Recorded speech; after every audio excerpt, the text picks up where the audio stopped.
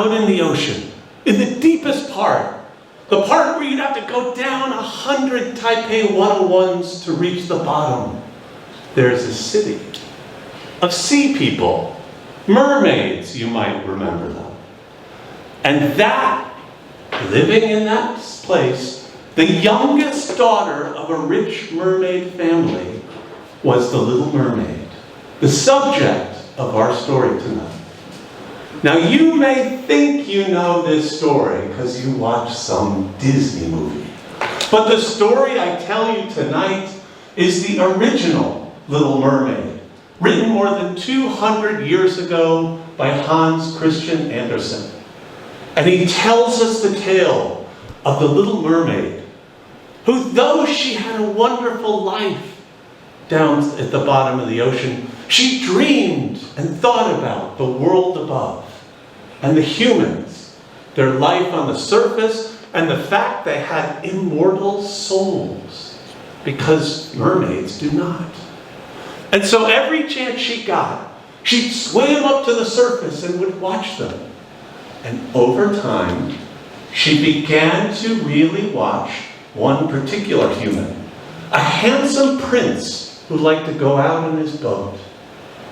And one day, after she had swam up and was watching him, there was a huge storm, giant waves crashing into the boat that eventually smashed the boat to pieces. There was wood, there were beams and nails and sails, and it was very dangerous. But she ignored the danger. She swam into the middle. She found the unconscious prince and swam him to the shore, where she saved him. And as she waited for him to wake up, she admired how handsome he was and how soft his skin was. But before he could wake up, humans came, and off to the ocean she went. But she kept visiting him, watching him, and became over time so obsessed, she said, I have to be human, and I want to have an immortal soul. So she made a very bad deal with a witch, that for 1 year, her fin would turn into legs, and she could live as a human. But, and as an added bonus, if the prince fell in love with her and married her, she could be a human forever and have an immortal soul. But if he did not fall in love and marry her, after 1 year she would die. And while she was there, she would lose her voice. Her beautiful voice. She had the most special, gorgeous singing voice.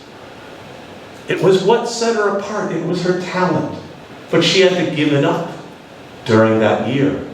She had to meet the prince without using that voice. And she met him, and she eventually lived in the palace, and they became very close, good friends. But he never loved her. And as she became more and more nervous, only a week before the year is up, he met a princess. And he fell in love instantly.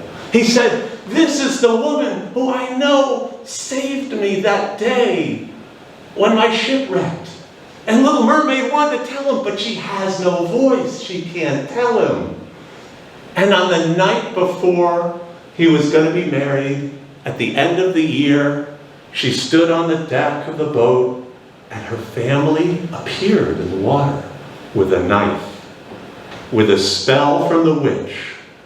If she took the knife and stabbed the prince dead, she wouldn't die. She could become a mermaid and live a long, happy, carefree life again. And so she stood over him, and then put the knife down, turned, walked to the edge of the boat as the year finished, fell over the side of the boat and died and vanished into the sea. And that is how it happens. That, ladies and gentlemen, is the kind of bedtime story 200 years ago that parents would tell their kids at night. There you go, Johnny. Sorry, Little Mermaid's dead. Have a good night, sleep well. And we ask ourselves, what kind of terrible parents are these? It's so much better now. What kind of lessons are they teaching kids back there? But let's pause and think about this story. What lessons are they teaching the children? Number one, if you make a really bad, dangerous deal, sometimes it has consequences. Number two, more of a lesson for the girls, little girls, don't give up your voice. Don't give up who you are. Don't give up what makes you special and how you express yourself, and instead subject yourself to just the choice of a guy, whether he wants you or not, where you can just smile. And also, there's a lesson of sometimes really bad things happen to people who are good or don't deserve it. And so actually, when I think about it, these lessons aren't so bad. And then I compare it to the world we live in, the Disney Little Mermaid who does nothing but smiles and blinks her eyes. And the lesson is, smile and blink your eyes and give up your voice and you will get your prince, and that's how you live a good life. Is that a good lesson?